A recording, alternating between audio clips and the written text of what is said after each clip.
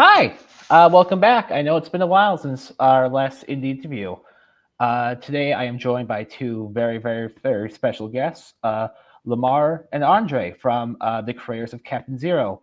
Interestingly enough, this is not the first time you've been kind of like on this podcast, Lamar. You were once, our first talk was actually, it was a rare one. It wasn't related to indie animation at all, but it was about the all things Spider-Man last time. Real quick note, real quick. I Mhm. actually have legally changed my first name. My first name is Z now. Oh, Z, totally no problem. Yeah.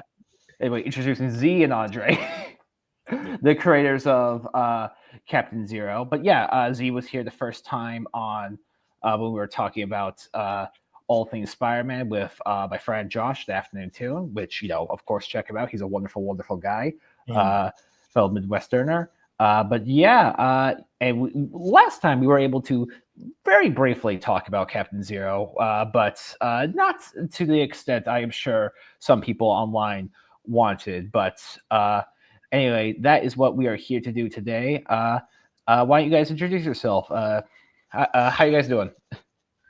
Doing good, all things considered. All things considered. I mean, keeping the head above water. Right? January has been a lot. But real quick, I'll just go through my little introduction. So I am Z Cherami. I'm the creator, writer, director, co-director, co-writer of Captain Zero. With me is my amazing, ever-talented, uniquely fantastic writer and co-director Andre Enko. We are the brain children of Captain Zero and all things cutting edge animation. And right now we are currently technically right now we're on hiatus, but overall we are currently working on a short film for Captain Zero titled Captain Zero Into the Abyss Part 2. It is essentially a soft reboot of the first short film that we released back in 2022, Captain Zero Into the Abyss Part 1. This one serves as a more expanded, detailed version of that Part 1, where you get to see more of Xerxes, more of his inner world. You get to actually see more of his relationship with his therapist, other characters that appear in the show and will be more important that we plan to expand upon in a movie, because with this short film, we actually have actively in development as well a feature film for Captain Zero that we are making. But more details on all that good stuff later. I'll let Andre take it away. Yeah, I mean that was everything, Andre Enko, co-director, co-writer, VP of Cutting Edge Animation, our little production company that we have, trying to keep all of this going, keeping everything afloat.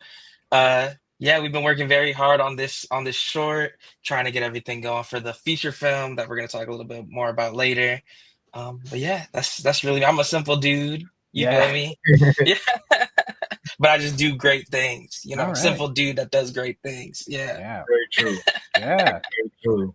Yeah, and it's a fitting time because it's kind of been as of late I've kind of like gotten out of what we somewhat call the superhero fatigue after watching some James Gunn stuff, because for a while I was like I'm a bit tired, but there was like Creature Commandos came out, and then like that new Superman trailer came out. I'm like, yes.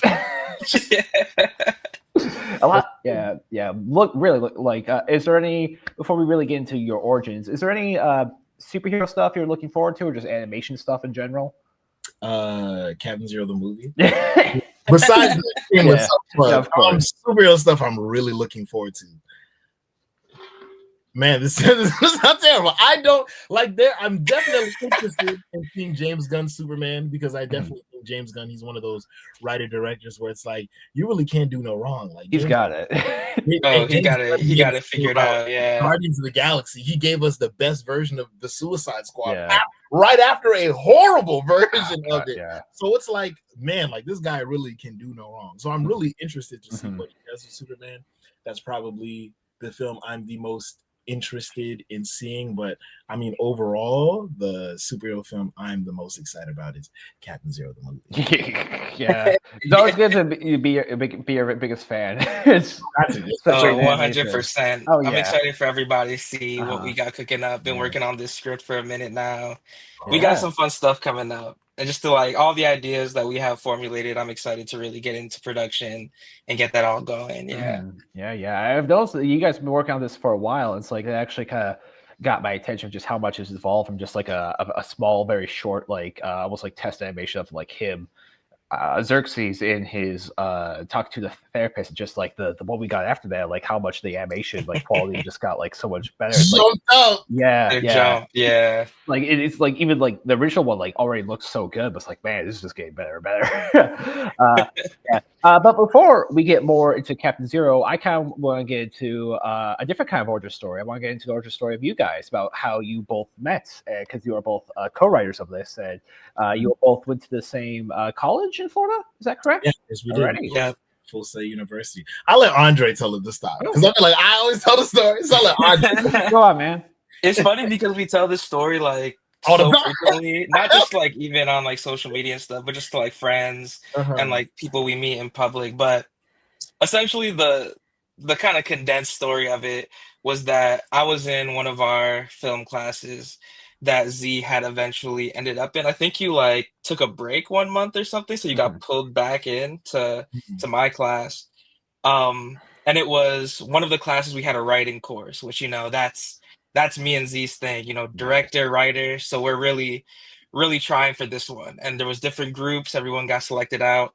Me and Z got put as writers, directors for our respective groups. And it was one of the classes where we had to kind of share our work, do like a little progress report on everyone's thing. And I'm pretty sure it was Z who went first. Z was the new kid in class. Z walks up, reads their script, and I remember thinking, who's this? Yeah, who's this guy? Yeah, I'm not even worried about it. I knew I was the best of the class. Z goes up, reads their script, and I'm like, damn, kind of cooked a little bit. But the ego in me wasn't gonna let myself admit that it was good. And then I know, after we had talked about it, I had gone up, Z had heard my thing, and I was feeling the same thing. I was like, when I went up there, I was like, nah, man, I got this. Class, who's the best writer in this class is? And I went up there and I did my thing, and the feedback was, pretty good. And then Andre goes up there, and I hear Andre, do theirs, and I was like, oh damn, hold on, wait a minute, competition in this class. It's a rivalry waiting to happen. And I always gotta give my props to Z for this, because I know like the person I am, I would have never came to this conclusion. I was ready to, I was ready for the smoke. Me and Z were gonna go at it for the rest of our careers. Always trying to one up each other. But Z's like, why go against each other when we could work together? Of course. And so Z kind of like, we kind of hit it off. We're talking in one of our other classes, started to build like a really quick friendship. Actually, we got close like very fast. I want to say within like a week we were already like hanging out almost every day.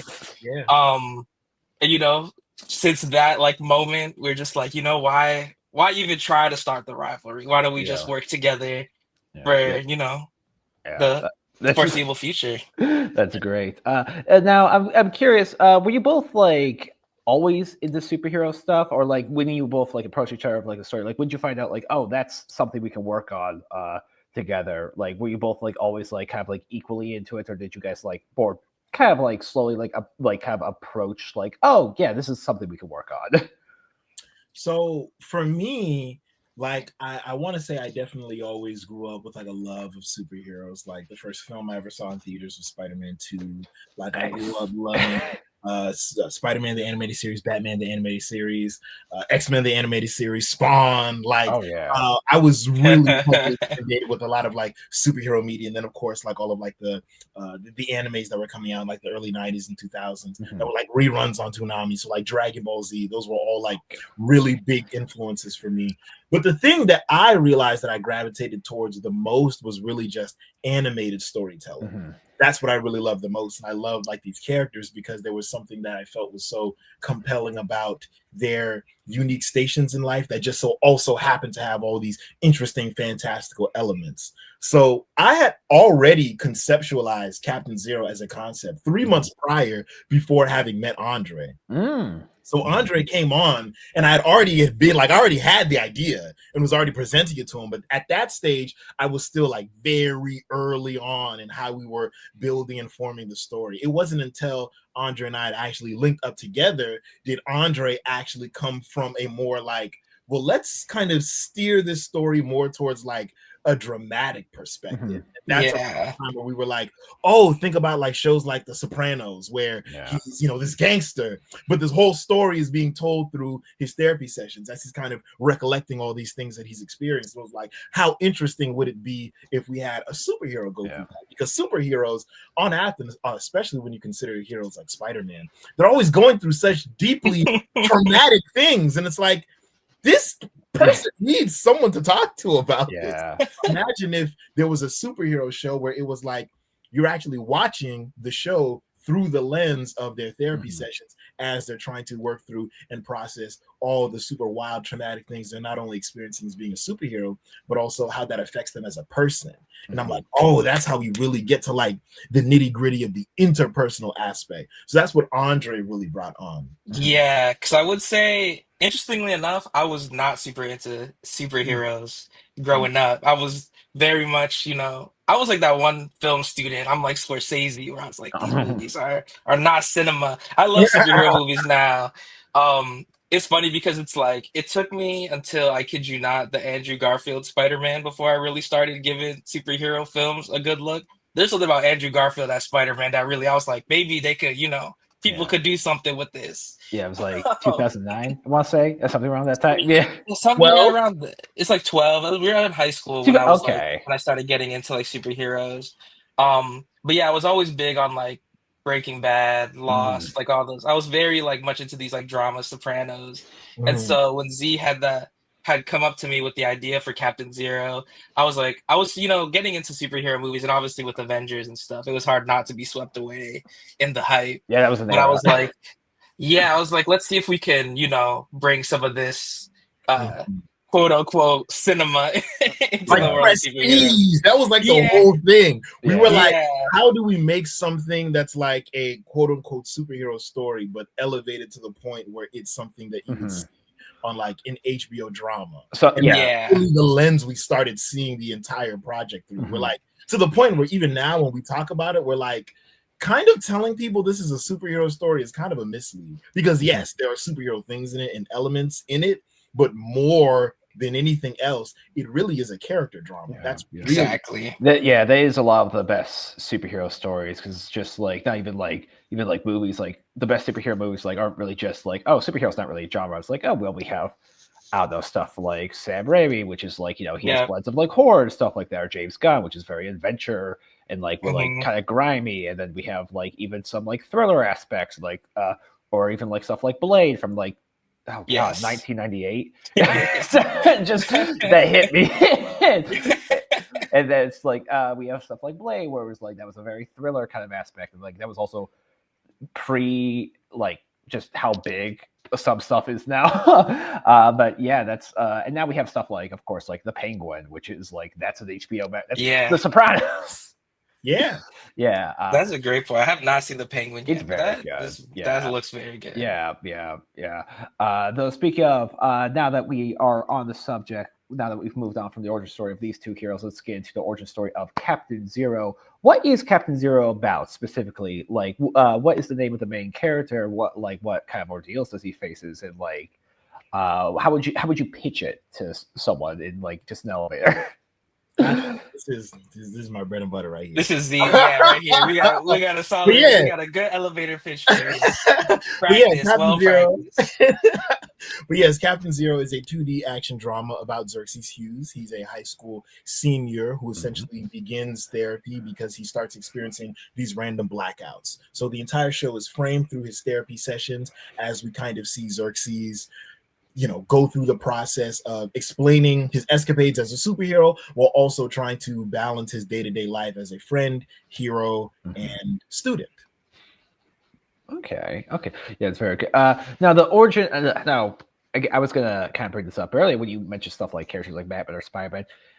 Well, of course they go through so much, and they only kind of like flirt with ideas of like talking to therapists. Was anything such as like how, I don't know, mental health is represented by like some like villains like Batman, like asylums, like Arkham Asylum, was that ever an influence on this, or was it just like, is this already something that was like personal, but it just kind of became like an interesting like side comparison? So yeah, when I first conceptualized Captain Zero, mental health and that story was always at the forefront. Before we solidified the idea of framing the entire project through his therapy sessions, therapy and him seeing a therapist was always a part of the show. We just didn't initially always have the story vehicle of how we opened up everything through that specifically.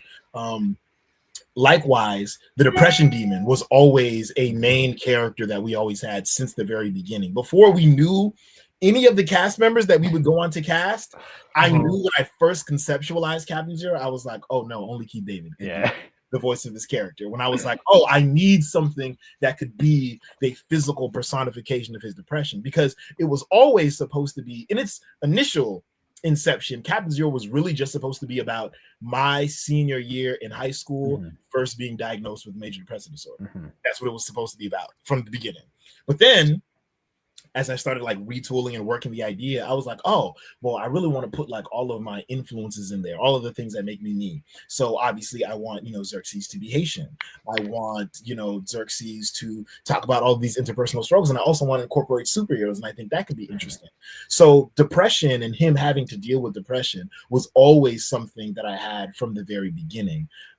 But again, it wasn't until I met Andre did we kind of put all of these things together in a way that was like, oh no, like if we do it like this, I think this will make for a very unique way to tell this story. Because it's like you were saying, I think lots of people have superhero fatigue, and understandably so. But I think moreover, when people say superhero fatigue, what they really mean is just like cookie cutter, boring story fatigue. Yeah. It's like, man, we don't want another origin story about this superhero dude, whatever. So for me, I was like, what would make this really interesting is, again, you've never seen anything like that. Imagine it opening up and the first frame that you're seeing isn't a building exploding or, some crazy thing happen. It's this kid like sitting across from his therapist, and his therapist like, all right, so tell me about like the weird thing that you experienced. And again, in the very beginning, Xerxes is, he's lying to his therapist. He's trying to talk around the fact that he's a superhero, but he's still trying to get help from his issues. And to the audience, this is very apparent.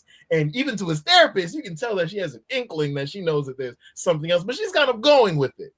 And we see through the flashbacks of what he's really explaining, but then we also, as the audience member, kind of get to see him as he tries to create this convoluted story as to how he ended up in these situations. And I was like, that makes for so much more of an interesting, compelling story. I feel if I was an audience member looking at something like that, I would be like, whoa, like I've never seen someone try to tackle this subject matter from that perspective before. So I was like, oh, that's such an interesting hook.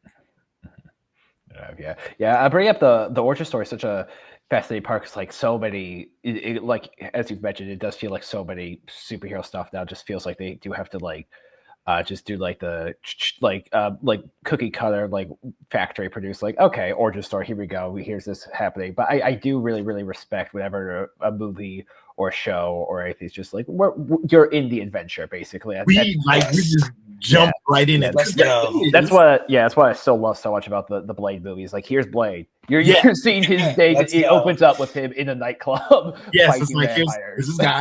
Here's what he does. Here's the whole thing. Like we do have an origin story for Xerxes. So like later on, especially like when we get to the television series, we touch on it a little bit in the movie, but in the series is where we really kind of expound the origin of hyperhumans, where they come from, how he developed his powers and abilities. How is it that there's a small population of people that live in Florida that have these particular abilities? Why them and not another demographic of people? We get into all of that into the television series, but when it came to both the short film and the movie, for us, it was really important, again, to make sure that we preemptively thought about, one, how do we evade superhero fatigue? But two, also, how do we make a compelling, interesting intro into this world, into these characters that make people feel like, oh, okay, I'm in it. Seatbelt on, let's go. Yeah. Yeah. Would you say there was ever, like, when you were crafting him, like, Western or like, from any other country, like anime or anything, were there any other superheroes that you thought of like almost as like a comparison, whether it's like his look or like kind of his origin, or was it just like you just want him to stick out from like the standard kind of like superheroes out there? Spider-Man and Static Shock for sure. I would say funny enough, the two. I Yeah. feel like most people probably would think obviously Static Shock because like The show or the show or the comic? the show. Yeah, The okay, show. Yeah. Me too, because I got introduced to him through the show. Yes, and that's most people's introduction into him. It was my introduction into him. So I know most people, and we do kind of lean in a little bit of kind of being like, yo, this is like, imagine if Static Shock was able to continue in like the 21st century and they could curse. That's kind of like what this is. So we do lean into that a little bit, but honestly, more than anything, like Spider-Man, because that was my biggest influences growing up, the hero that I love the most. Like the story that we're probably always constantly pulling from, our North Star whenever we're writing anything as relates to Captain Zero, is we're always thinking about Sam Raimi's Spider-Man 2. Okay, yeah. Because Spider-Man 2, to me, what makes that movie so perfect is like, fam, this is not a superhero movie. This is a character drama about this guy named Peter Parker and the shit that he's dealing with in his life. Yeah, no, yeah. Because you could strip away all the superhero stuff, and it is still such a compelling story watching this kid struggle to do what's right, struggle to find identity, struggle to make amends, how he's struggling in his relationship, how he's struggling to show up in school, how he's trying to make amends with his aunt, finally coming clean about the death of his uncle. Like all of these things that are happening in this movie. And I'm like, this is how I want people to feel towards Captain Zero. It's like, yeah, the superhero stuff is cool, but like, look at what Xerxes is going through. Look at like this feeling, this emotion, you know. I do bring that up a lot. That the Sam Raimi Spider-Man 2 of like kind of an issue I do have with some comics to a degree, with some like Marvel stuff of like, it's too nice. It's too like all the other characters are too nice to the Spider-Man. Like occasionally from now to now, it's like, don't you just feel so much better when those people in the subway just like stand up for Peter, like after you see everything he goes through, and like just every like it's just like an average people helping him, and like so much of like just him like, you know, going back to that building. It's just like, oh my god, it feels so much better than just like a bit too like, I'm not sure, like almost like I'm trying to think of the right word, but I guess kind of like almost like a bit too like gentrified talking in some comics and video games. I know this, where it's just like, where's the roughness? Where's the where's the authenticity? Yeah, you know, authenticity. Like, where's him getting his sticker just ripped off by the pizza guy? Also,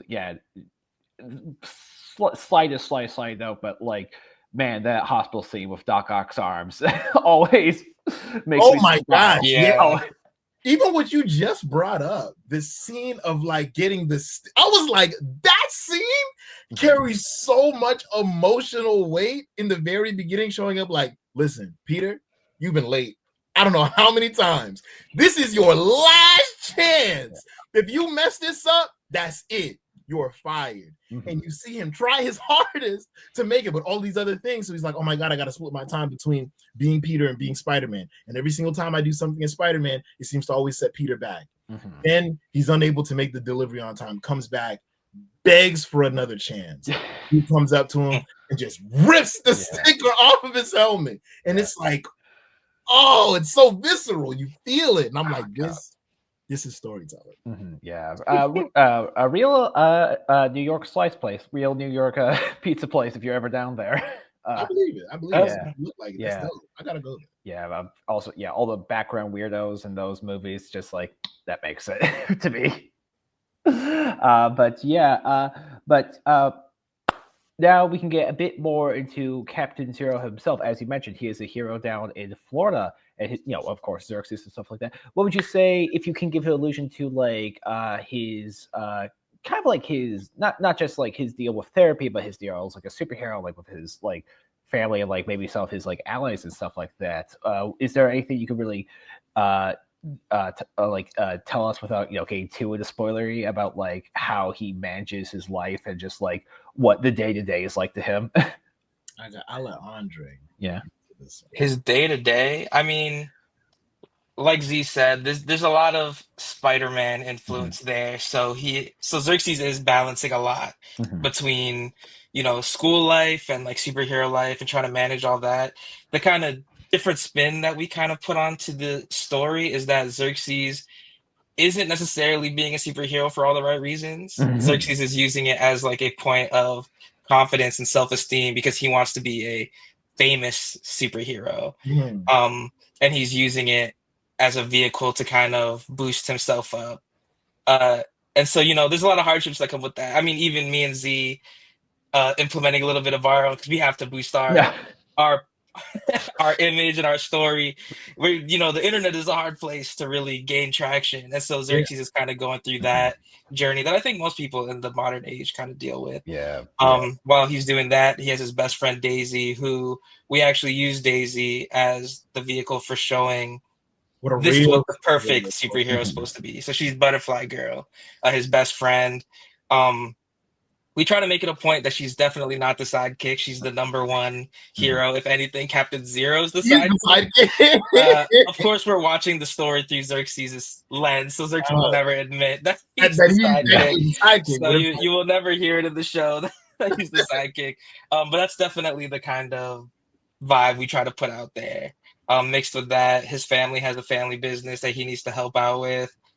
He has school. He has, a bunch of things that he's not managing and processing well, which is what therapy really helps out with. Yeah. What bring? I know you mentioned the blackouts, but was there a certain incident that kind of led him to therapy? Like, was it like an encounter, or was it just like too much tension, or is it something like social media or any of that? Or, Yeah, so in the short film, in the movie, he specifically denotes that it is the very first blackout that he has in the fight that he has with Oblivion, which essentially begins triggering all of these other blackouts that he begins to have.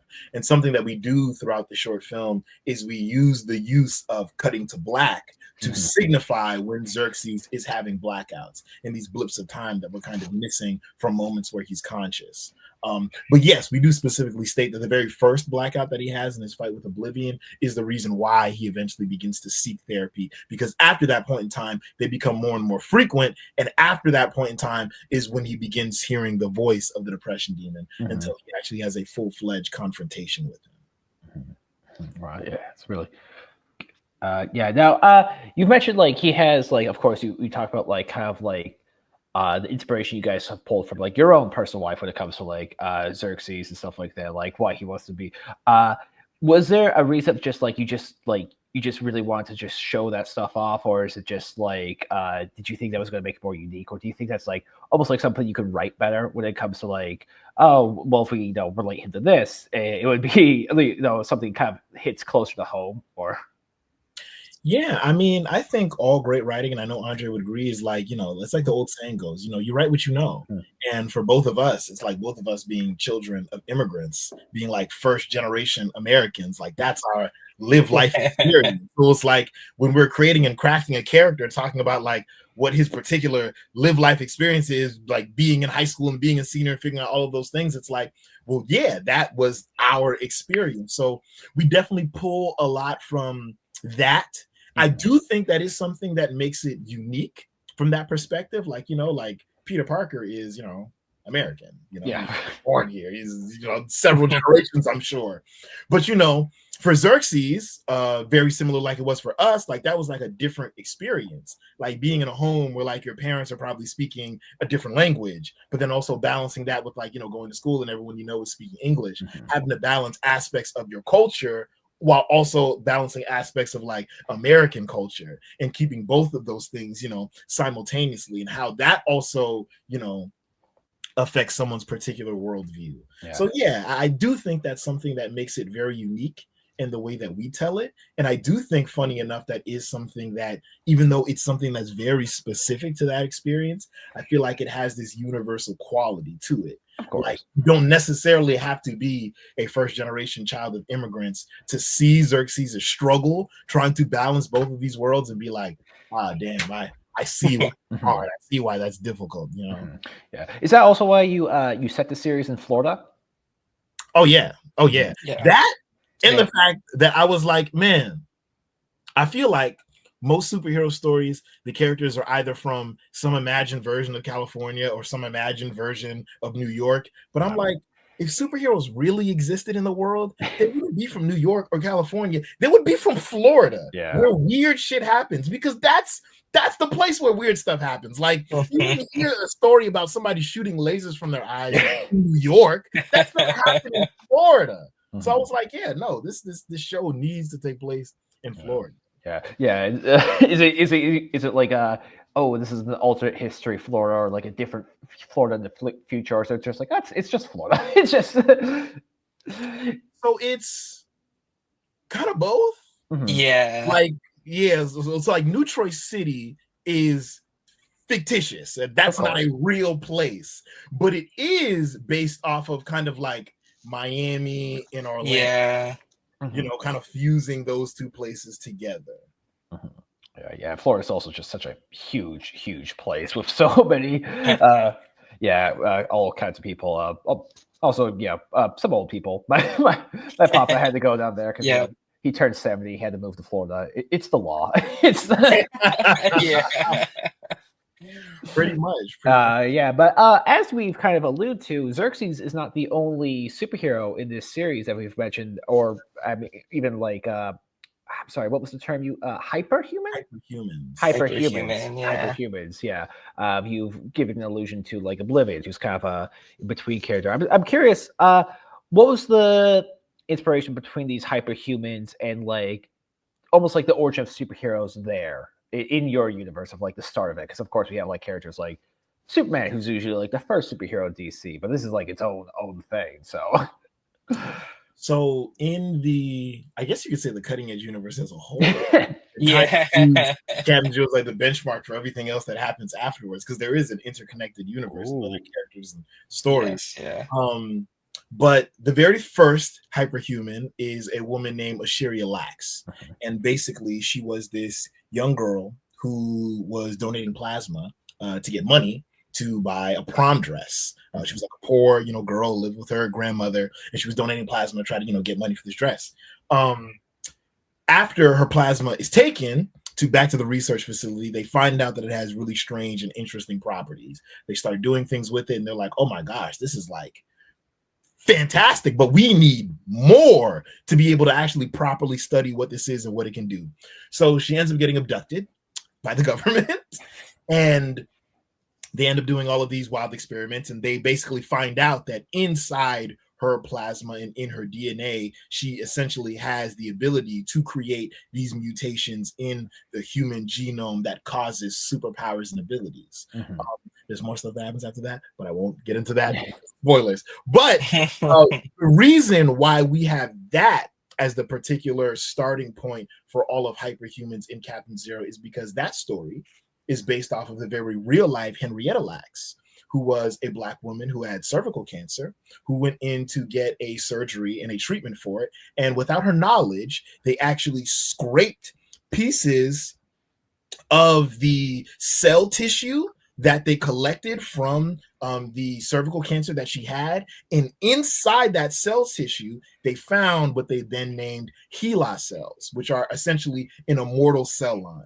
And that immortal cell line was then used for all various different kinds of medicine, which is still actually used today. So much so to the fact, and again, this was done without her knowledge or without her consent. It was actually only recently that her family was able to sue Big Pharma and actually get a payout settlement for this. But basically, this Black woman's cell has been being used in medicines for years and years and years. It has made hundreds of thousands of people billions of dollars, and neither her nor her family until just recently had any compensation for it. And the only thing that people really had was her story. So for me, something that was also really important to do with Captain Zero as a whole is I want to make sure that not only are we entertaining people, but also give people a vehicle to become more informed and knowledgeable about things. Like there are still people to this day that when I tell the story of Henrietta Lacks, they're like, I didn't know that. I didn't know that was a thing. I didn't know that. Like, you mean like right now? You telling me like various different medicines, diabetes medication, all this stuff they're using? I'm like, yeah, this is real. This is not imaginary. That really happened. So I wanted to make sure that we creative stories, that we put things inside this narrative that, you know, pays homage to, but also tells the very real life history of the amazing things that Black people have accomplished in this country and all throughout the world. So that origin story of how hyperhumans are made is our way of acknowledging and paying homage to all the amazing contributions that Black people have made throughout history. Would you say, do you think it's easier to do this like as an independent like creator, an independent studio, when you're not like working with a big I don't know, like a big like TV company or TV executive just kind of be like, you gotta cut this, you gotta do this? Do you feel like there's more creative freedom to explore those kind of stories and like share that kind of commentary compared to like, I don't know, if you're working for like some Netflix thing? Oh, I mean, definitely, for sure. Yeah, for sure. Yeah, definitely. I think when we were writing the movie, and we've yet to work with a huge studio, like a giant studio yet. So we really can't speak too much to like how overbearing it would be. But at the very least, I know in the experience of writing the feature film and now trying to get into production, we have had no roadblocks, creatively. Like everything that we kind of want to have in the movie, the only thing that would stop us from doing it is if it didn't serve the story well. Everything that we want to have happen that we feel would be best for the story, that goes through. As we've never had to be like, let's double check this with somebody else, or let's make sure this can happen. Sometimes we're like, budget wise, maybe we go a little overboard. We really got to justify it to ourselves. Being indie, it's coming out of our company's pockets. But you know, other than that, it really isn't. It's very freeing to be an independent company. It's another thing we just like it's like the only reason, well, not the only reason, but like one of the reasons I do feel like people may not be as well informed as that story is just like, man, when you look at big pharma and just like the horrific atrocities, it's just like pick one. Just like the amount of them are just on the face. Like it's like, yeah, I believe that. Would you say it's like it's felt throughout the story of like, okay, of like kind of like the social aspect of it? Because as you mentioned, she was like kidnapped by the government. Do you think it still feels like stuff of like big pharma in your stuff and like the antagonists in this series and like kind of where the issues kind of stem from in this? Yeah. I mean, I feel like it's almost impossible to tell any kind of story relating to any person of color and not on some level, I mean, get political. Just the unfortunate reality. Like, I didn't choose to make it that way. These things far predated me before I even got here. But that's just, you know, the reality. Like one of the lead villains that we introduced at the very end of the movie, like she is essentially like big tech and big pharma put together. You know, because it's like, if we're actually talking about like the things that are like the evils of this world currently, well, that's what it is. We all know the truth. Like there was kind of the joke of like growing up of like, oh yeah, you know, Superman's villains are like they're like aliens or whatever. It's like, no, growing up, Superman's villains are like like Lex Luthor, like Luthor Corp, which is just prime.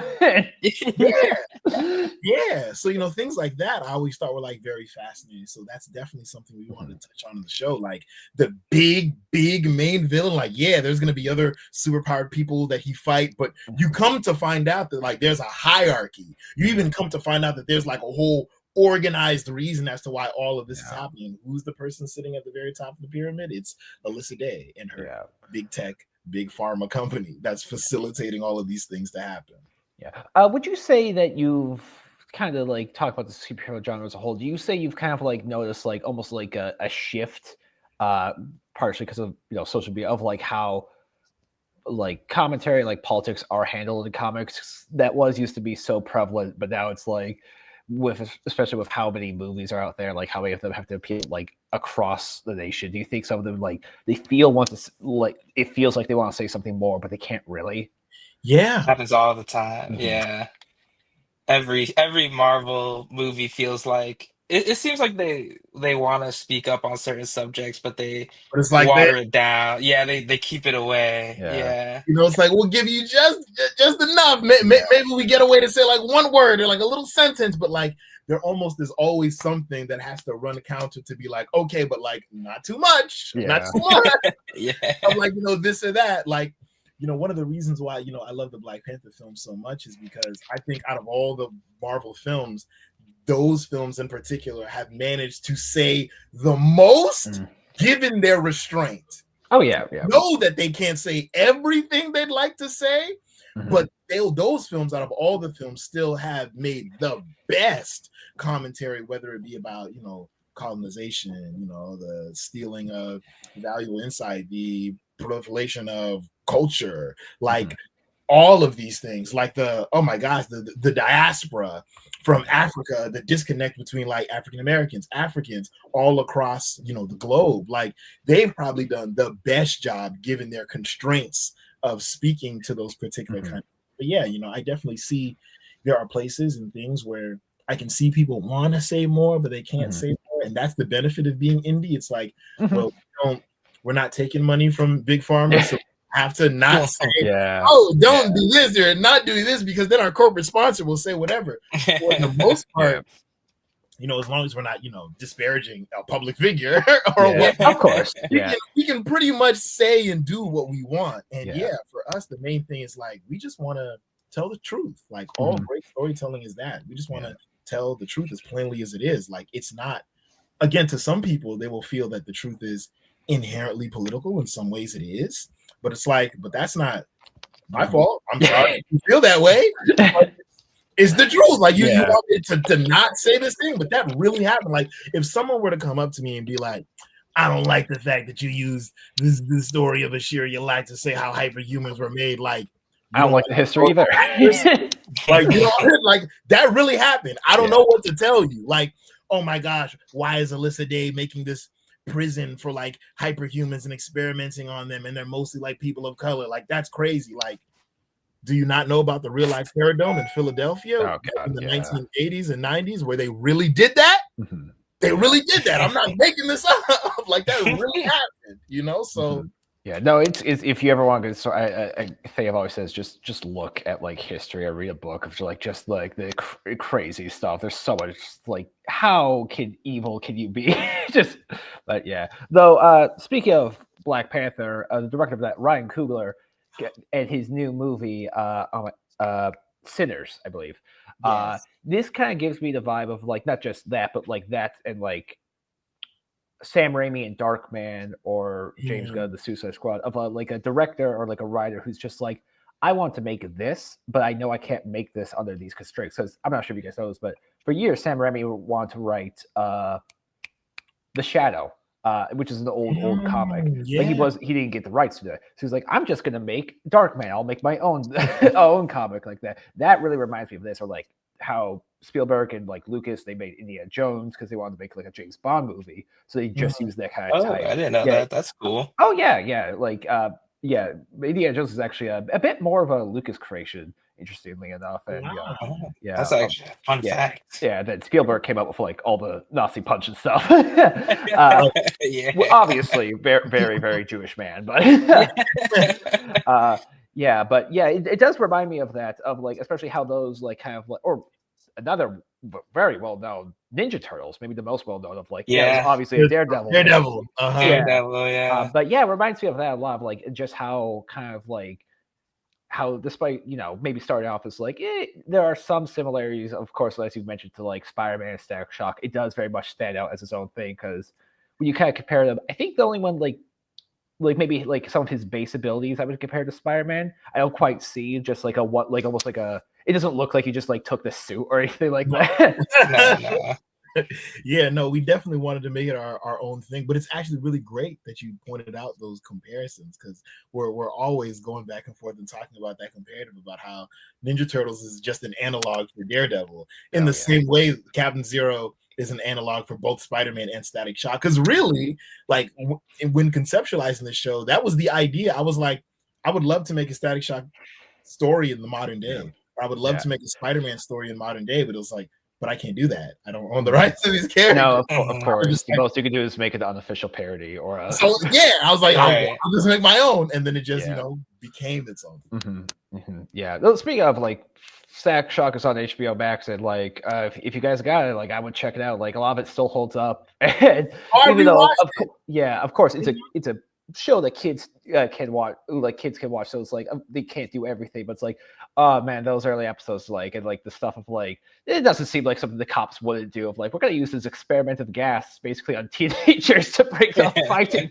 It's just like Jesus Christ. It's like I wouldn't put it past some of them though, but Yeah, right. yeah, but yeah, other than that, but of course, as you mentioned, there's no like good hero without some good villains, and you have quite a few, and what we've kind of like alluded to a few times before, but the Depression Demon, voiced by the one and only Keith David, that is incredible. Yes. Yeah, can you talk a bit about that, like what you can? Because like again, he's like he's one of the voices, like he's just like the guy with like that voice, like he's in that like kind of like my Hall of Fame of like voice actors, him of like Ron Perlman, Kevin Michael Richardson, of like J.K. Simmons, of like, oh, that's the guy. It's the voice who sounds like God. Yeah, no, I still to this day, like I'm still in utter shocking disbelief that we had Keith David, that we're working with Keith David when we were editing the last act of the short film, which is all the parts that are all of Keith's parts, and I'm listening to it and I'm doing the mix and I'm doing this and it's like back and forth and I'm hearing like my voice back and forth with Keith and I'm just like, this is crazy. I can't believe I actually have this. A quick little story about how that happened and went about, which is really crazy. This is why, not to sound like a woo-woo person, but this is honestly why I genuinely feel like I know the story will get told. I know the story will get made, because the things that had to align for something like that to happen is not anything any human could plan. So to try and condense this story, it all started when I made a little random tweet, because the character Oblivion, the design that I have for her, the blue design that I created that specifically after watching the FX show Pose, which is absolutely phenomenal. Steve Canals, you did your big one with that one. But absolutely loved Angelica Ross in that show. And I'd seen her in that, and I'd seen her in American Horror Story, but in Pose is where I felt like she really shined. And I was like, oh my goodness, she's amazing. And I made that design of that character, that iteration specifically for her. And I randomly made a tweet one day and I was like, hey, I would just love Angelica Ross. And I added her in the tweet. And I was like, I would just love if Angelica Ross would like do the voice of this character. That would be so cool. Put my phone down, said it, forget it, didn't even think about it. Picked my phone up back like 30 minutes later. Angelica responded. And she was like, this is really cool. Tell me I could be a part of it. And I was like, what? So we get to talking. I DM her.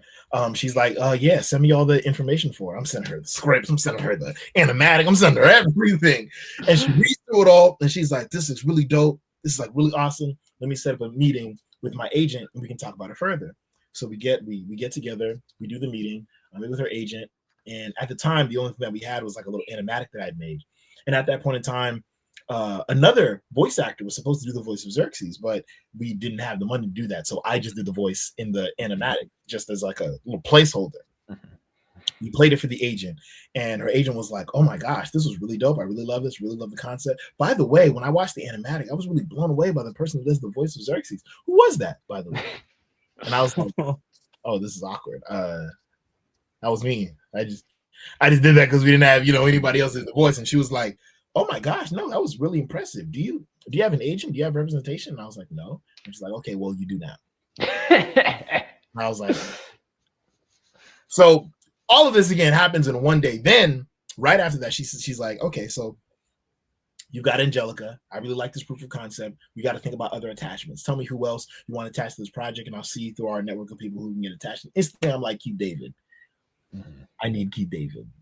That has to be the next person we get attached, because the Depression Demon is arguably like the most important. I cannot tell this story without that character. He is the most important central character.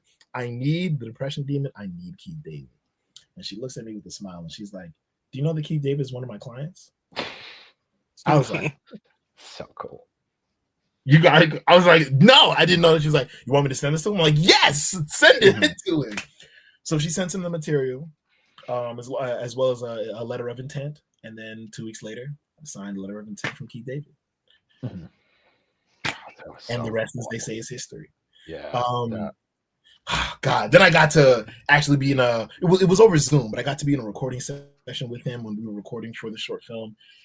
that recording session, Keith is a consummate professional. We had Oh that yeah. knocked out for like, I want to say an hour. Keith got his work in 10 minutes. Oh my god. 10 minutes. And the only reason why it was 10 minutes is because he did 3 takes. He didn't need to do 3 takes. He got it on the first one. Like, we only did the other 2 because the engineer was like, well, let's just, run it back for like safety. For legal like, purposes. Yeah. But when I tell you, it was absolutely like, it was transfixing watching this man work, how he was just able to like turn it on and just go into it. And when I heard him read my words, like I couldn't, it was like the most unbelievable experience. I'm like, I'm literally listening to the guy I grew up watching all these amazing animated cartoons, shows, movies, and he's reading my words. And I'm like, this is crazy. This is insane. He gave me such an amazing like words of encouragement at the very end. So kind, so thoughtful. Oh my goodness. But yeah, no, that was magical. So Again, cool. Even still now, I'm still just like, Keith Davis, really my short term. Yeah. Yeah. We brought up a few times, but like, he's got such a voice. And it's like, I even remember when that, because they did a whole recasting thing for that Hazbin Hotel show. And I was like, oh, there's Keith David as Husk. I'm like, I'm not quite sure of that. I heard like the first episode I heard him, I'm like, perfect. Like what like just knocked it out of the park. Of course. But it's like, are there any like, because he's done quite a few superhero stuff by this point. Are there any roles specifically that's just like when you heard it, you're like, that has to be my project? If I'm going down the Rolodex of like history of the things that I watched with him, Spawn would probably have Spawn's to up, yeah. The thing that made me go, it has to be him. Because when I heard his tonality in Spawn, especially the way that Spawn is already shot, because that was already another really big visual information. Yeah. A neo-noir. And I'm like, that is what I want Captain Zero to be. Captain Zero is a neo-noir. So seeing that, hearing him in that, I was like, oh, this. I do. It does take me a while, but like, God, when I remember him being added to Mortal Kombat, it's just like I heard that, I'm like, yes, and like especially when it was him confronting Joker. He's like, I hate fucking clowns. Just oh my god, it's good to hear that voice back. Yes, like, oh my goodness, so good. You had mentioned other villains we have in the project. I'll let Andre specifically talk more about some of the other villains that we have. Well, the big villain for the feature film, the movie, Wizard, it's crazy because Wizard was one of those villains that we created. He's a kind of tech genius, kind of based off of, Reddit. Like, it's imagine if like, imagine if like your average Redditor became a supervillain. The kind of chaos that would ensue. And so Wizard has always been one of my favorite villains that we've created, even in concept for the animated series. Wizard was always intended to be kind of, I don't want to say a C-class villain, but it was always one of like the lower tier villains in Captain Zero's roster. But he fit perfectly into this movie, and I'm excited to really show what this would be like. And I think it fits well to kind of a modern day superhero story. Because I do feel, I use Reddit, don't get me wrong, but I feel like the average Redditor is kind of the modern day supervillain. Without like even like going into too much sub stuff, but it's also just like kind of when you get older to a degree. I'm not saying this is like exactly Wizard, but it's like when you look at like some superhero stuff or like even just some villains in like movies, is like now that you're an adult, you're like, oh, this guy's like kind of an incel. Like, well, no, that is essentially Wizard. Yeah, for sure, 100%. And likewise, very similarly with Keith, we got so lucky in being able to cast Gary Leroy Gray in the project as Wizard. Like, he just in general is just a phenomenal actor, wonderful guy, super like sweet, kind, amazing human being. Wonderful. Like, I'm super thankful for the friendship we've been able to build and develop since being able to work with him. But like, my goodness, I remember Andre and I, we were like halfway, like 2/3 of the movie done. We had written act 1 and act 2. And we were struggling with Act 3 because Yes. not to toot our own horns, but Act 2 was so good. Yeah. We were like, and the way we ended Act 2 ends on like such a fire cliffhanger. We were like, damn, how are we gonna follow this up? We wrote ourselves into a corner. And we sent it off to some of our actors to read, and Gary read it.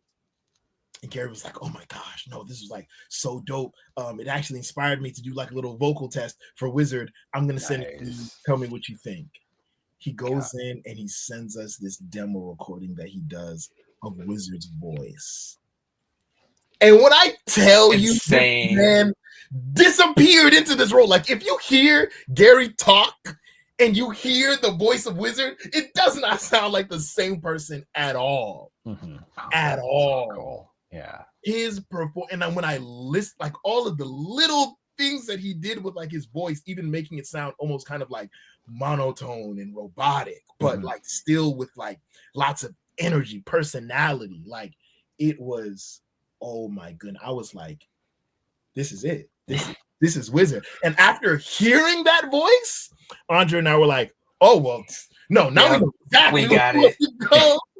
With Act 3, because that whole Act 3, all we were thinking about was like the sound of Wizard's voice, how it sound, mouth like saying this and doing all these things, and we really pretty much give all of Act 3 to really let Wizard shine. I mean, Wizard's wreaking havoc all throughout, Act 2, but in Act 3, he really just goes all out. But that is so largely in part due to that demo recording that Gary did, and my goodness, like that, when we dropped the first trailer for the movie and people hear Gary's voice as Wizard, man, like y'all are gonna be like, yo, I thought Keith was the only person that we hear, but you honestly, all of our actors do such a great job at their performances. The very first actor we ever attached to the project was Zoli Griggs, who does the voice of Daisy.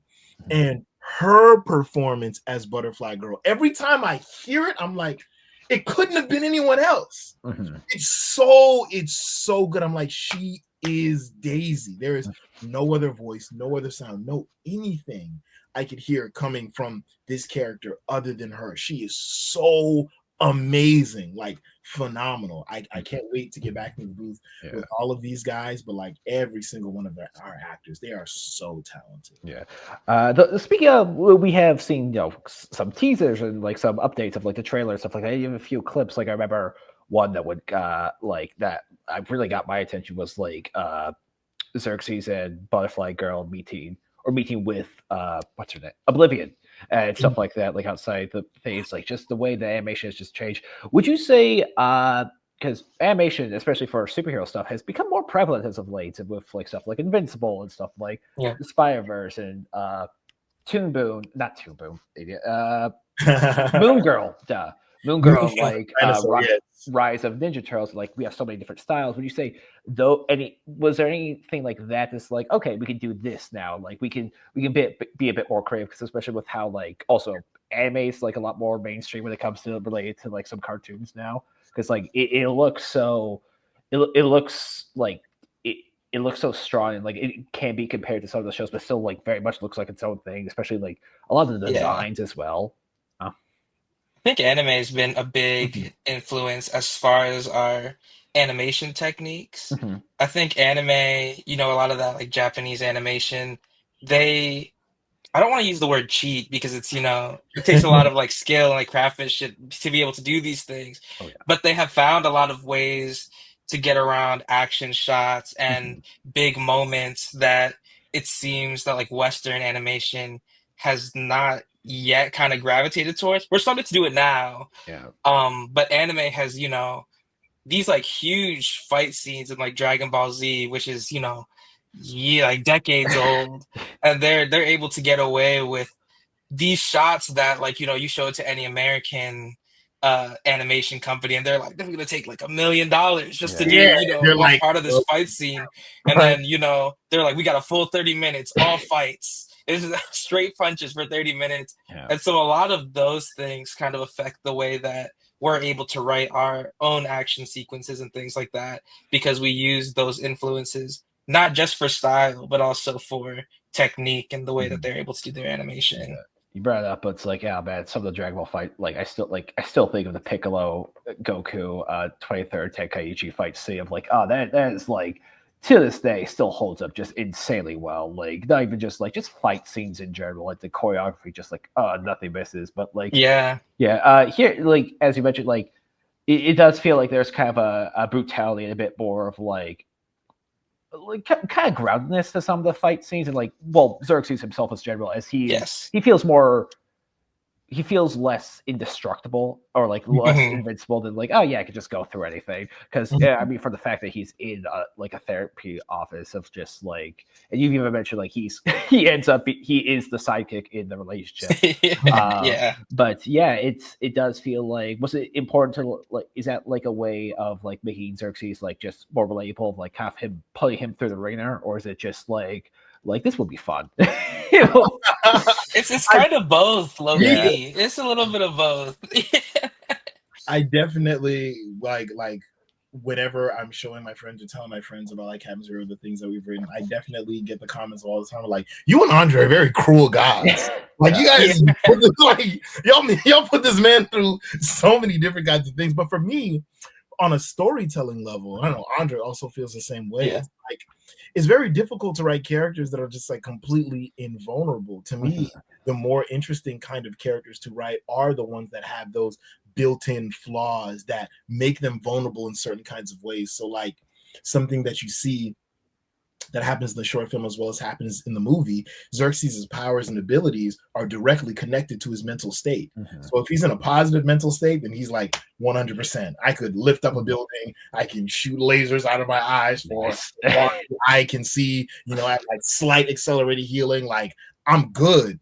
But if he's in the middle of a depressive episode or if he's having an anxiety attack, his powers will wane in and out or sometimes disappear completely. And I was like, well, damn, now I'm just like a regular guy. And if a person punches me, I'll go through this wall and I'll get a concussion. I might break a couple of ribs in the process. So I'm like, that just makes for a more interesting kind of story, you know? Yeah. It's kind of like what we brought before of like Sam Raimi's Spider-Man 2, of like just how like that guy just like, he's like, I don't know how I feel like this. I can't feel like I can't be a superhero. And it's just like, yeah, you can be a bit selfish and, you know, just do your own stuff and be fine, or you can do the right thing. So what was that one thing that, you know, that's saying in Spider-Man, you know, just do the right thing, or like power or something. But yeah, that's one of the big things, and kind of like, as we've mentioned a few times, of like, you don't really have a big studio to like who's like, you know, funding this or whatever, but you do have Kickstarters, correct? Yes, you know, we have Kickstarter. We have another company that we've been working with that's been super helpful. Currently, right now, one of the main reasons why we're doing the Kickstarter is the company that we are working with and partner with are going through some restructuring right now. So we had two separate investments we had with them. The first one we were able to get last year, and that's pretty much what helped us propel forward with the short film. That's why you've seen the animation quality jump up the way that it has. And then we have the secondary installment that we're currently waiting on, but their company's going through some restructuring. So currently everything is kind of on pause, and that's why we're waiting. But obviously when it comes to this short film, we don't want to wait to get that done.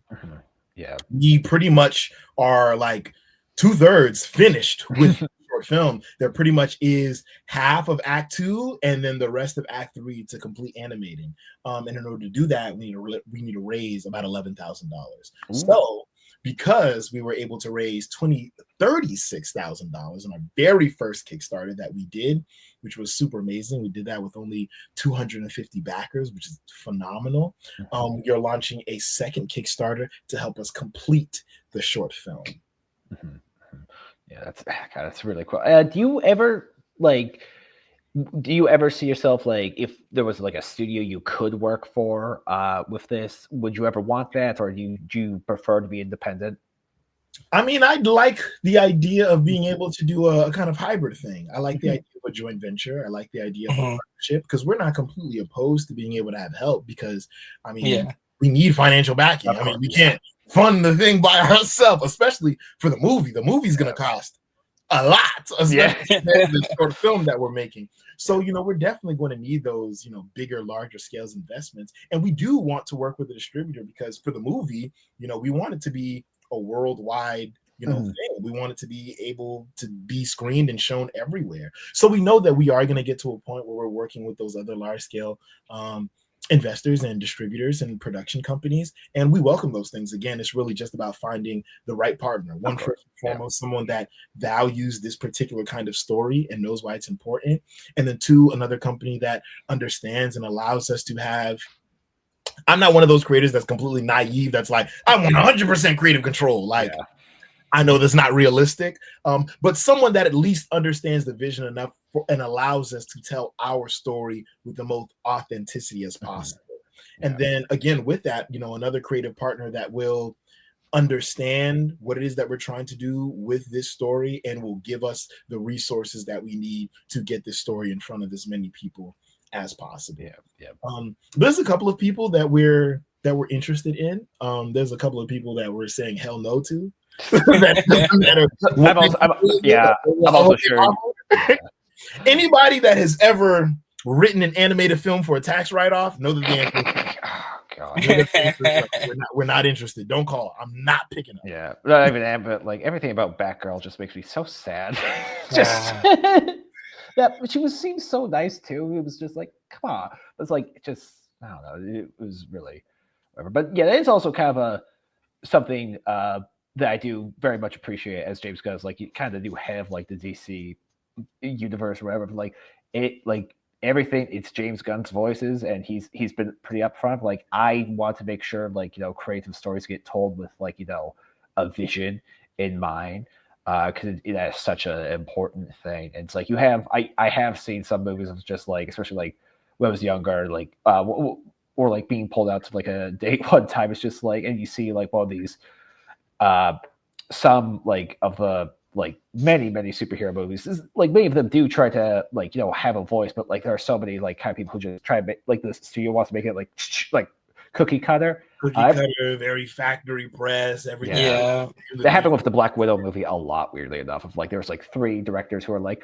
I want to do the action scenes, and they're like, we're doing the action scenes, but she's like, I want to meet Scarlett Johansson. They're like, no, you're not. It's just like, which is just but no, that's a whole other thing. But yeah, this feels like it does have its own voice. It's like still out there, and honestly, I can't really quite compare it to anything, right? I think maybe the closest thing I can compare it to is like, as someone who's only so much into it, is the suit kind of reminds me of who's that Japanese superhero fella? Ultraman. Yeah, I saw the cartoon because of the fin. Yeah. It's really the only thing. Was like, yeah, it looks good. Was that an inspiration at all? Funny enough, no. Not at all. No, just a funny. The real inspiration for his fin comes from this one-shot comic book. I think there's only 3 comics of this character at all, but it's this character called Hero Zero. That's also another reason where the zero comes from in Captain Zero. But it's this character called Hero Zero, and it was this comic book called Hero Zero versus Godzilla.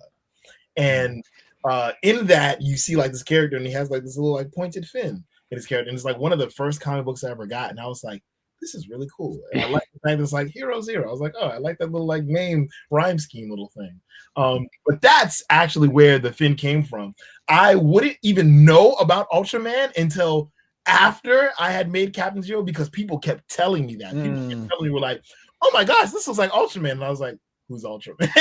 I looked it up and I was like, oh, wow, this does kind of look like Ultraman, especially because of the way the eyes are designed, as well as like the fin. And I was like, oh, that's crazy. Because again, similarly enough, when I made the eyes for Captain Zero's suit, I was thinking of Spider-Man. Like, that's the influence of the lens for Captain Zero's lenses. It's Spider-Man. So I was like, that's so interesting that I'm getting Ultraman. Yeah, I've always seen so much of Ultraman. I saw the new, I kind of speak of like do animation with superhero stuff. That new Netflix movie, the new one, Ultraman Rising, is just like kind of my first introduction to it. It's like, but like, wow, that was charming and fun. Very fun. And, it's like such a unique style and like with animation, also another thing I'm sure that you both are kind of like on the heads on of like you don't want to like of course, but especially why you're kind of starting to Kickstarter, like you don't want to overwork any of your animators or anything like that. Yeah, because you both like exactly. you are like kind of in the trenches and like in the gutters with them, and it's just like you do understand where that comes from, and that is also something to be appreciated because you just hear so much stuff about how overworked some animators can be when it comes to Yeah, we never want to be like that. or We like want to make anime sure in everyone's general. paid fairly. Mhm. Yeah. Yeah, it's one of the reasons why we even had to stop and go into hiatus because I know that like most studios probably would have gone off the record of like, oh well, we know that we're gonna get some money and at this day, so like just keep working for an undisclosed amount of time. But it's like for me personally, I'm like, I don't feel right doing that. I don't feel right telling people to continue to work and we don't know when your next paycheck is gonna be. So I would much rather be like, hey everybody, you got paid up until this point. We're just gonna stop right here, and until the next time we know another guaranteed amount of money is gonna come in, then we can resume work and start everything back up again. But I'm very, very thankful for our team. We have such an amazing, dedicated crew. God, from our layout artists to our animation supervisors to our background artists to our cleanup artists to the people on the color team, they are amazing, wonderful people. Like each and every single one of them has given us such kind of encouraging words, even after going on the hiatus. Everyone is very, very all hands in and making sure that we get the things that we need for this project to move forward, which again is the reason why we're starting the secondary Kickstarter. So more than anything, like for me, the main reason why I really want this Kickstarter to be successful is so I can make sure that these people get paid. Because at this point, Andre and I, we're not making anything off of production. Like everything that comes in is going straight to the animation team.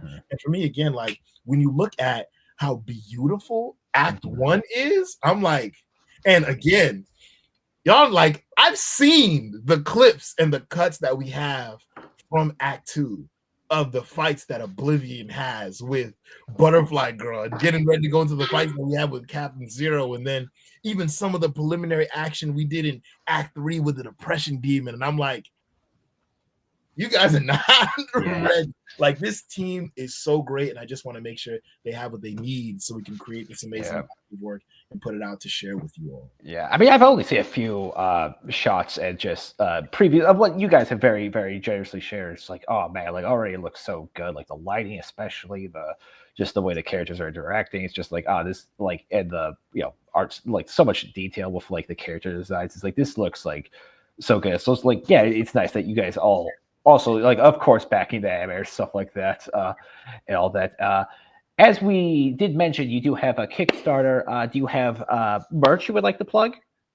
Yes. So actually in the campaign itself, so for this Kickstarter, we're doing a little differently. Last time there was like a bunch of different things that you can get, but this time we decided to keep it super, super simple. So basically there are 3 reward tiers. The first reward tier is just the digital thank you. That's just us being like, hey, appreciate it. Thanks for, giving us a little something to help us keep us going. That one's $2. The second reward tier is actually an exclusive link to watch the completed version of Act 1. That one is just $5. So Act 1 is 5 minutes, 6 minutes, including the credits, but 5 minutes of animation. So for us, we felt that that was fair. $5 for 5 minutes. So you can see all of the amazing, beautiful, complete Act 1, all colored, all everything for $5. That's the second reward tier. And then the third reward tier, you can get one of the 6 posters that we made for the short film, or you can get one of the 2 posters that we made for the movie. That's all artwork that was drawn and designed by me. And that one is for $40. Nice. So those are our 3 tiers that we have for this upcoming campaign. Of course, if anyone wants to donate any higher, you can definitely do that. And then automatically you would just get the following tiers. If you wanted to donate and you wanted to give $100, $200, $300, you just automatically get the access to all the other tiers. But yeah, so we have that. Our campaign officially is going to launch on February 3rd. Nice. You can go to tinyurl.com/CZASKS, which is an acronym which comes out to CZ Asks. And to do that, because it stands for Captain Zero Animated Short Film Kickstarter, but it looks like CZ Asks. So if you type in tinyurl.com/CZ Asks, you can go and you can see our campaign. Right now, we have our pre-launch page. We're trying to get The goal is to get to 100, but right now we're focusing on getting the next 50. We're already at 40 right now. So the goal right now is to get to the next 50 for everybody on our pre-launch page, and then we're going to officially launch on February 3rd. And then, yeah, by the time that this comes out, the campaign will be active. So right now, everybody go run. Yeah. And definitely check out our campaign. Definitely check out some of the other promotional material that we have attached. Go to our YouTube, see the trailer. And again, if you want to see Act 1, all of Act 1, all you got to do is give us $5. $5. Send you that link and I'll put it in your lap and you can see the amazing thing that we're getting ready to put out. Because more than anything, that's what I really want. I want people to know, like, don't just feel like you should give me your money out of obligation. I'm here to earn every single cent and dollar that people have given to this project. Like, please, if you have any doubt in your mind, send the $5. We'll shoot you the link and I'll show you what it is that we're building. So you can be like, damn, you know what? They're really cooking. Let me make sure that they actually get what they need so these animators can finish. And again, everything that we raise outside of the little chunk that Kickstarter takes is going 100% to our animators. So please, please, please, you guys, dig in your hearts, dig in your wallets, your purses, and give to this campaign. I really, really appreciate it. Again, we raised 36 last time. This time we're only looking for 11,000. That will give us everything that we need to help our animators be fair and square. It's also fairly cheap for animation. I mean, well, no, it pays animators, but it's like it's look at it like this. For this entire production, thus far, we have spent $187,000. $187,000, just shy of $200,000 on this short film. So that's what we've already spent between what Gal's given us, what we've raised before, and what we've raised independently. Now we're just looking again to get that little final thing. Last bump. Last bump. That's just $11,000. $11,000 compared to damn near $2,000. Like, yo, we did the hard part at the end of the marathon. We did the most difficult part. We did the legwork. 90% of what we needed, we already got. So just help us out with this little last 10%. Okay. All righty. Now I have one last question before we wrap things up. Where, let's say, this is like next 5 years, completely success, all that stuff. Where would you want like Captain Zero to go? Or do you guys have another project that you're cooking that you really want to share with people? But that's like something for the future. What can people expect from cutting edge animation in the future? In the next 5 years? A lot. Yeah, just a goal in general, if you have anything in mind. Yeah, so I mean, in the next 5 years, we got so much under the belt, but just to, name a couple, we would want Captain Zero to already have its own animated series out. So on top of the movie, the series would be out. We'd be running with that. We have another project right after that, which is my creation. All of our creations are kind of me and Z, because Z was there for the creation. I was, it was my idea. So every time me or Z says mine, it's really hard. We like to give each other the spotlight, but after that point, we want another series. It's going to be Space Friends. We got like a little bit of stuff there. If you've been following me and Z for a while, we like sprinkle that in with the Captain Zero stuff. So look out for Space Friends. That show is actually directed more towards a younger demographic. So that one will be fun. Another animated series. And yeah, we have like a lineup. I think Z has shared like a photo or two once with like Space Friends, which is going to come right after Captain Zero. And then simultaneously, we also want to do Bounty Hunter Strippers in Space.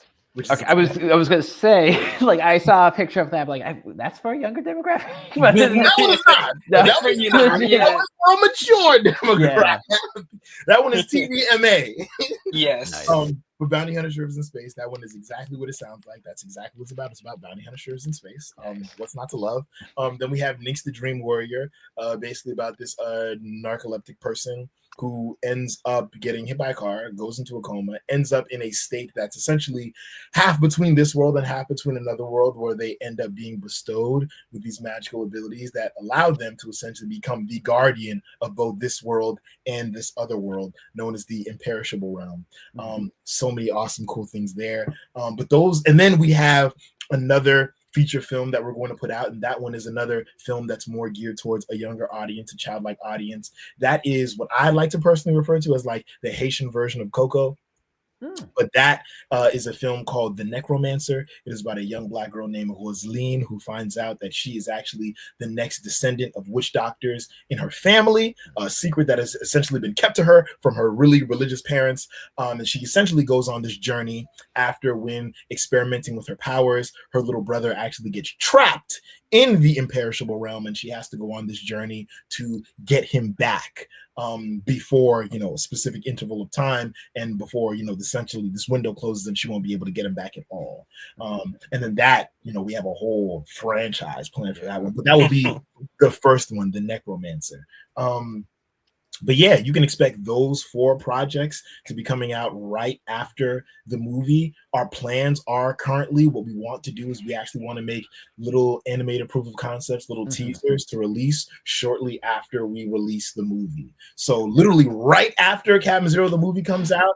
And in all honesty, like, depending where we are actively in production for the movie, there's a chance that you actually might see some of these animated teasers for these projects come out, because we kind of want to let people know and establish, like, yes, Captain Zero is our flagship project and it's the thing that will make people know what cutting edge animation is, but we have a lot more gas in the tank. We got a lot more other things we're working and we're cooking up on, and we want to show people our variety. Like, we don't just do superheroes. We can do young adult. We can do children. We can do adult. We can do it all. We can tell any kind of story in any genre, whether it's sci-fi, fantasy, drama, like anything.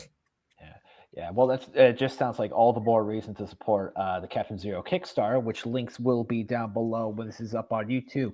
But in the meantime, I am Mike from Greyworks. I was joined today so well by Z, the creator of Captain Zero, his co-writer Andre. You will find their links in the bottom as well as Kickstarter's Blue Sky, Twitter, if it's still up there by next I'll probably still be on for limited time only. For limited time, turn to the of course that is Twitter. Yeah, for this campaign. So for a limited time, if you want to see me on Twitter, I will be there. But yeah, in the meantime, make sure to check them out. I am, as always, I am Greyworks, the creator of Howling Hoods and Myths of Manhattan. And thank you all so much for joining. Have a good day. Bye. Thank you. Thank you.